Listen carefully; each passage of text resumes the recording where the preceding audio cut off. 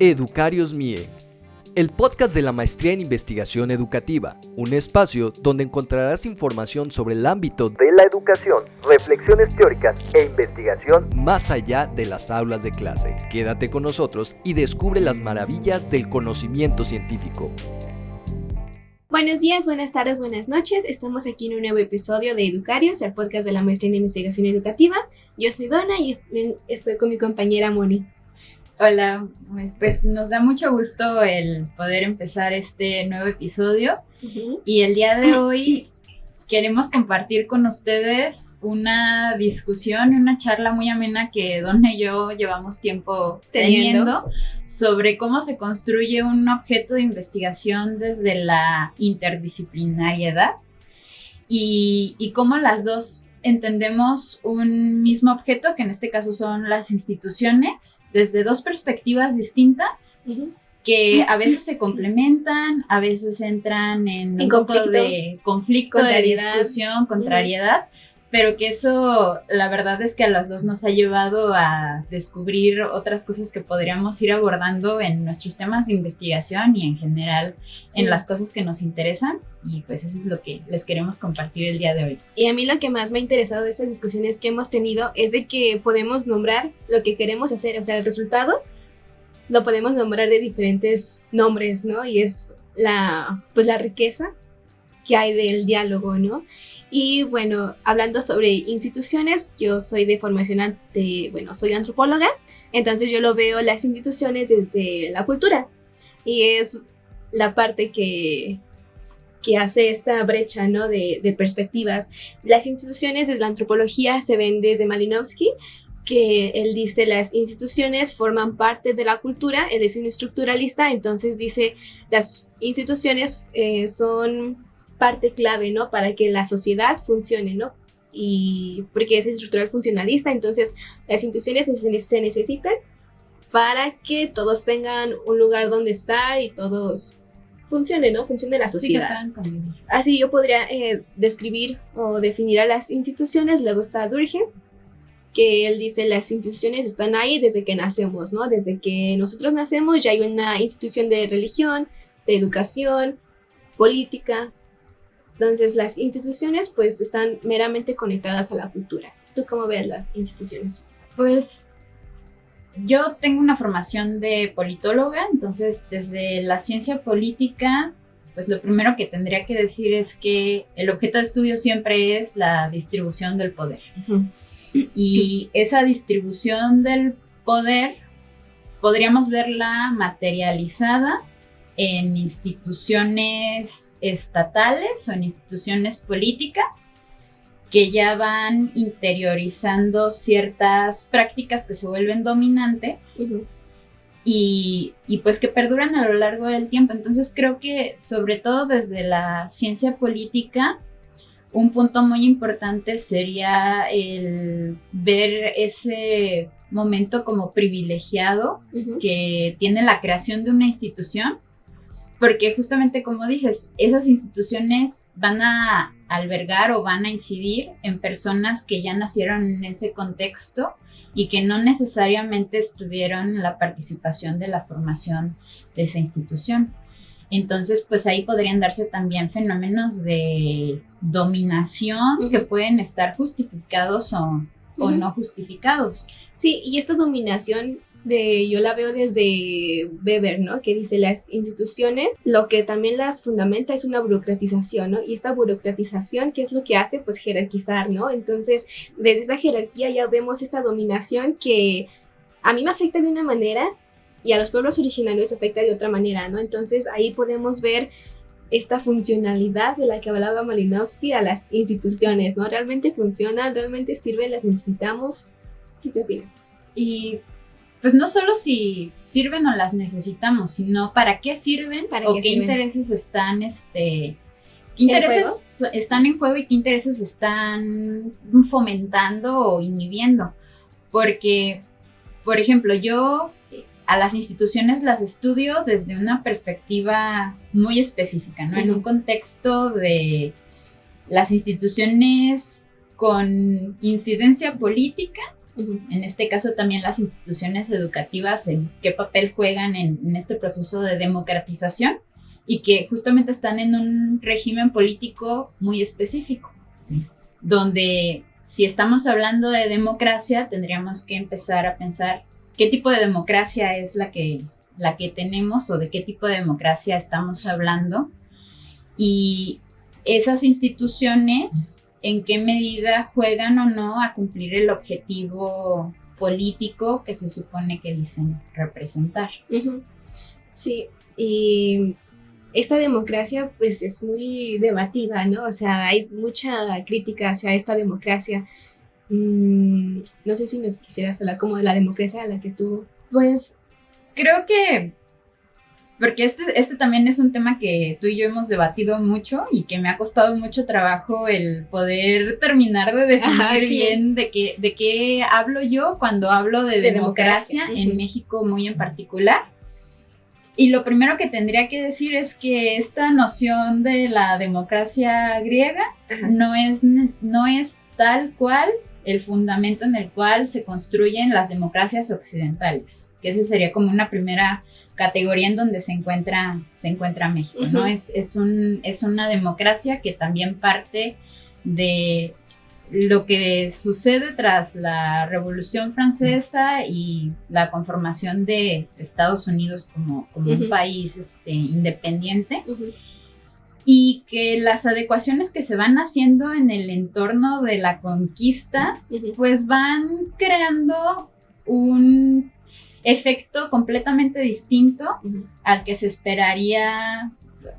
O sea, no podemos comparar a la democracia como se creó en México con las democracias europeas occidentales porque ellas no sufrieron por un proceso de conquista. Entonces, para empezar ahí cambia bastante. Lo segundo que tendría que decir es que pues en México tal cual los Estados Unidos mexicanos son una república y eso implica ya no la noción pura de los griegos sobre la democracia, que tenían este debate entre si Esparta o Atenas tenían la mejor forma de gobierno y en qué situaciones era mejor una que otra. Y de hecho, por eso tenemos por acá la historia de la guerra del Peloponeso, porque esta es una cuestión que ha estado en la humanidad desde hace varios siglos y tiene que ver con si la distribución del poder debería estar centrada en una sola persona para ser más eficiente o si deberíamos de privilegiar el que todo mundo participe, teniendo en cuenta de que eso pues va a generar ciertos conflictos porque no todos pensamos igual.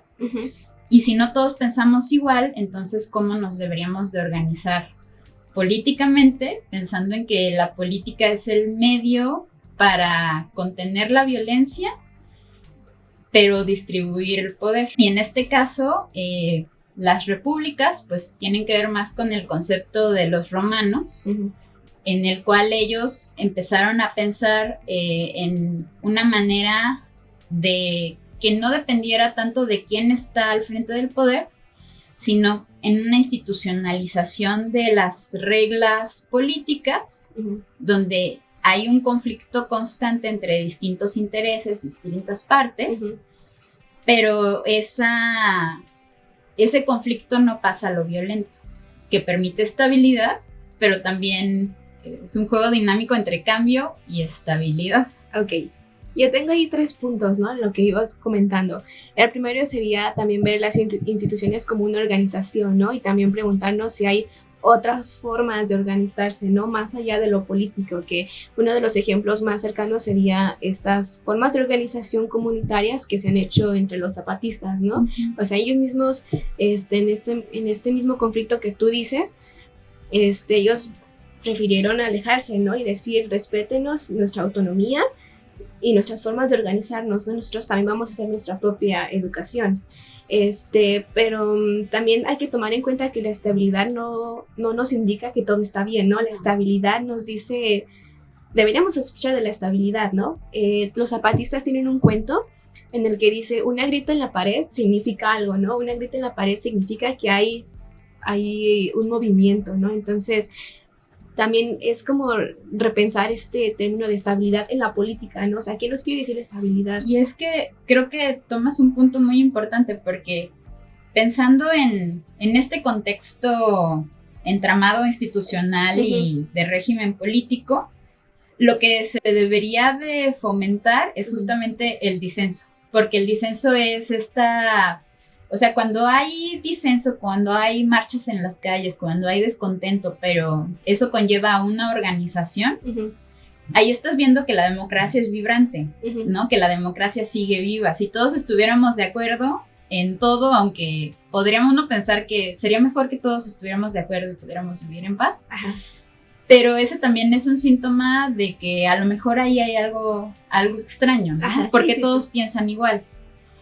Entonces, también por eso hay un término al que vamos a terminar llegando, que es el pluralismo político, que tiene que ver con esta idea de que la democracia como la conciben los griegos no es posible, ¿no? O sea, no podemos ni todos vamos a pensar igual, ni deberíamos de sujetarnos a un único modelo como muy militar, tipo espartano, pero también necesitamos el poder tener ciertas reglas para que, aunque haya conflictos y haya desacuerdos, todas las posturas que surjan en la sociedad puedan tener acceso a tener espacios de poder y no que el poder esté concentrado en un solo lugar. Pero este poder concentrado en un solo lugar no creo que lo podamos como cambiar si no hay un cambio dentro del mismo sistema capitalista, ¿no? Que, por ejemplo, Weber también menciona, antes de la sociedad moderna, pues había como una organización no tanto equitativa, sino de que no había el poder en una sola persona. Es a partir de que se crea la sociedad moderna que existe esta representación en una sola persona, que es pues un personaje político en el que se concentra la oligarquía, ¿no? Y se monopoliza la economía. Pero a lo que iba es dentro de esta organización, ¿no? O sea, tú dices, debe de haber un disenso. Y sí, estoy de acuerdo, ¿no? Debe de haber un debate, porque ese debate es el mismo lo que estamos haciendo nosotras, tú y nosotras dos, que tenemos que llevar a algo nuevo, ¿no? O sea, no podemos tener un debate y llegar a lo mismo. Y yo siento que dentro de este sistema capitalista nunca va a ser posible, ¿no? Y yo lo relaciono mucho con esta... Pero creo que si nos vamos, o sea, si metemos al capitalismo, es otro tema, porque es también lo que yo te decía el otro día. Ajá. Aunque sí es cierto que el capitalismo y el Estado han ido desarrollándose de la mano, eso ha sido en detrimento de lo que el Estado debería de representar, porque justamente el capitalismo, y digamos en su expresión más salvaje, que sería el neoliberalismo, lo que busca es suprimir al Estado. Y acá no se trata de que el Estado sea una parte mínima, sino que justamente el Estado debería de ser capaz de, por ejemplo, ya todos estos intereses que son muy particulares y que no necesariamente son legítimos, que surgen en el capitalismo, el Estado pues debería de ayudar y de ser el espacio para que los grupos sociales se organicen y busquen y acuerden maneras más justas de la distribución del poder político, poder económico, poder cultural. Sí. Entonces creo que obviamente podemos hablar del sistema capitalista, pero creo que sí es bueno tener en cuenta que sí, tal cual la concepción del Estado, el Estado ha sido una herramienta para el mal en muchas ocasiones, pero justamente por eso se necesita de ciudadanos críticos y de ciudadanos plurales y de ciudadanos que vayan articulándose para exigir y demandar los derechos que son fundamentales. Sí, pero, o sea, en esto mismo yo siento que no podemos excluir completamente al capitalismo, ¿no? Siento que es parte fundamental para poder entender la gravedad del asunto, ¿no? Y es aquí donde aparecen estas resistencias culturales, movimientos sociales que también los podemos llamar, y de ahí sale el multiculturalismo, ¿no? Que nace en Europa, ¿no? Por tanta migración que se estaba dando en Alemania. Ya después aquí en Latinoamérica llega como una estrategia, pero ya no como por inmigrantes, ¿no? Son personas que han estado aquí de diferentes culturas y que hasta 1994 no se habían reconocido, ¿no? O sea, lo que yo voy es de que el Estado está funcionando, ¿no? Las instituciones están funcionando, no están haciendo su trabajo, y es ahí donde nacen estas resistencias culturales. Es que tal vez yo no diría, y que creo que ese es, por ejemplo, un punto de vista también que a veces tenemos encontrado. Ajá. Yo no diría ni que las instituciones, que podemos decir las instituciones o el Estado están funcionando o no, porque el Estado es también una serie de articulaciones de distintos intereses que va tomando distintas formas. Entonces, digamos, sí es cierto que hay un Estado capitalista, uh-huh, y que se articuló de esa manera. Uh-huh. Pero lo que sería bueno sería el poder rastrear en qué momento esos grupos sociales tomaron poder y lograron acaparar esos espacios de dominación. Sí. Entonces, porque si no podríamos decir, como el Estado y el capitalismo van juntos, hay que destruir el Estado. Pero el capitalismo no salió de la nada. El capitalismo es una serie de articulación de personas que acumularon poder. ¿Y cómo llegaron al...? Es que yo siento que ahí está la respuesta. Tú te preguntas, ¿cómo es que se acapararon de ese poder? Y lo hicieron a partir del dinero. Lo hicieron a partir del monopolio, ¿no? De empresas. O sea, siento que ahí está la respuesta. Y es por eso que ambas tienen que ir de la mano para hacer como esa conciencia, ¿no? Por ejemplo, la interculturalidad va de reconocer que sí existen relaciones asimétricas, injustas, pero a partir de un sistema capitalista que divide, que no distribuye bien el dinero, ¿no? Que no distribuye bien equitativamente el salario a un obrero, ¿no? Y de ahí vamos a que existen relaciones colonialistas, ¿no? Que, como ya mencionaste, somos un país que pasó por un proceso colonial, y que de ahí se aparecen varias categorías, ¿no? Para identificar al indígena, ¿no? Entonces, pero es que ahí, o sea, justamente como una de las cuestiones es, si ya sabemos que existen todos estos sistemas, que esos sistemas están conformados por personas, uh-huh, organizadas, ¿no? Organizadas. Con personas organizadas y con cotos de poder. ¿Cómo es posible que el resto de las personas, que somos mayoría, uh-huh, y que tenemos una causa que creo que es legítima, y es esta legítima reconociendo los valores que las instituciones democráticas dicen defender, que no logren contrarrestar? ¿O en qué momento, o sea, qué se tendría que hacer para que las manifestaciones culturales y las luchas sociales, los movimientos sociales legítimos, uh-huh, logren articularse para poder contrarrestar a ese grupo que contiene el poder? Y ahí es donde también entra como mi defensa, uh-huh, a la democracia, uh-huh, que tiene que ver con el hecho de que sí es cierto que es un sistema de dominación, ¿no? Uh-huh. Porque cuando tú estás en un estado, pues tú no tienes muchas libertades, tú estás sujeto a las reglas que el estado te impone. Sí. Pero en un sistema democrático hay hasta cierto punto ciertos espacios o ciertos huecos dentro de las instituciones que la sociedad, y por la sociedad me refiero a un montón de grupos sociales con distintos intereses, como pueden ser los grupos originarios o los distintos tipos de feminismos que existen, uh-huh, deberían de habitar a las instituciones, o deberíamos de hacer la lucha por habitar esas instituciones.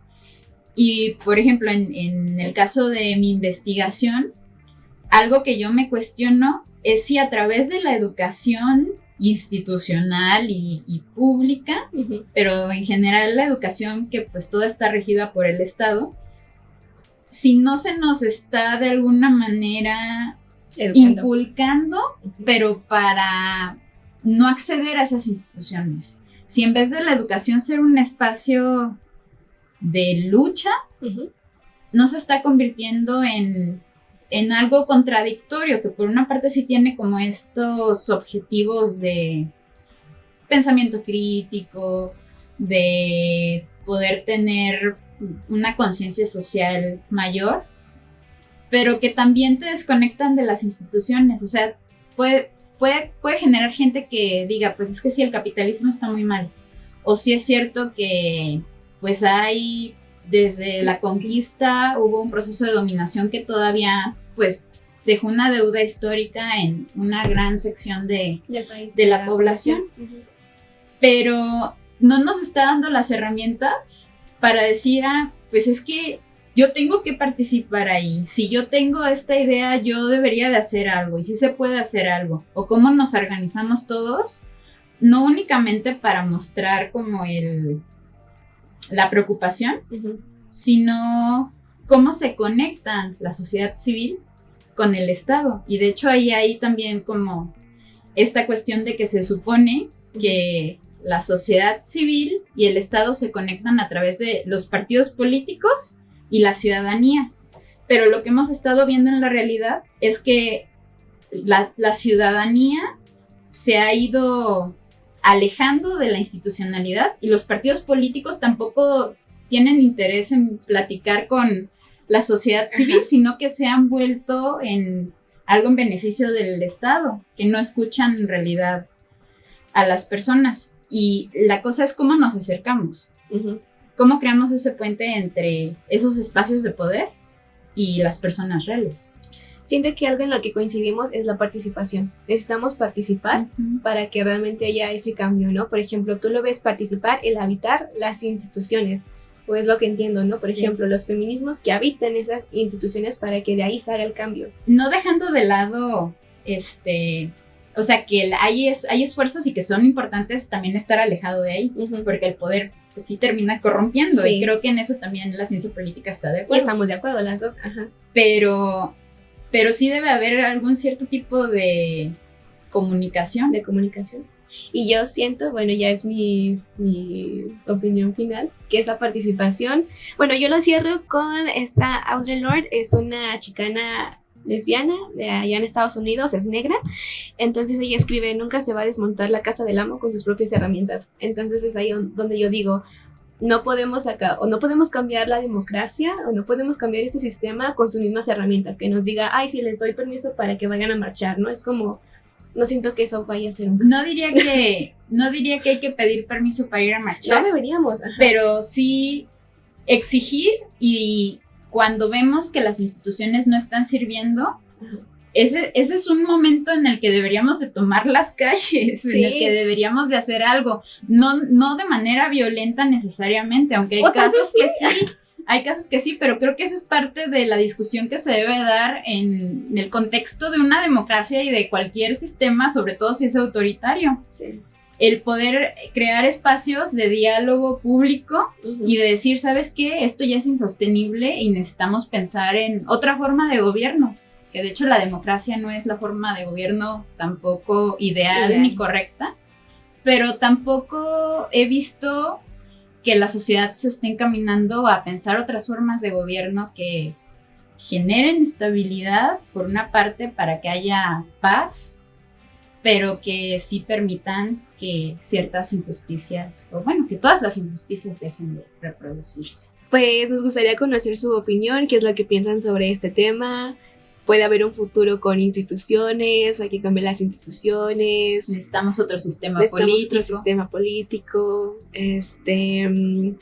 No sé, la violencia crea el cambio social o no lo crea. Entonces nos gustaría conocer su opinión y así enriquecer este debate, diálogo. Y déjennos sus comentarios para que también participen en este diálogo y flujo de ideas. Pues muchas gracias, toda opinión es valiosa y nos vemos en el siguiente episodio. Adiós.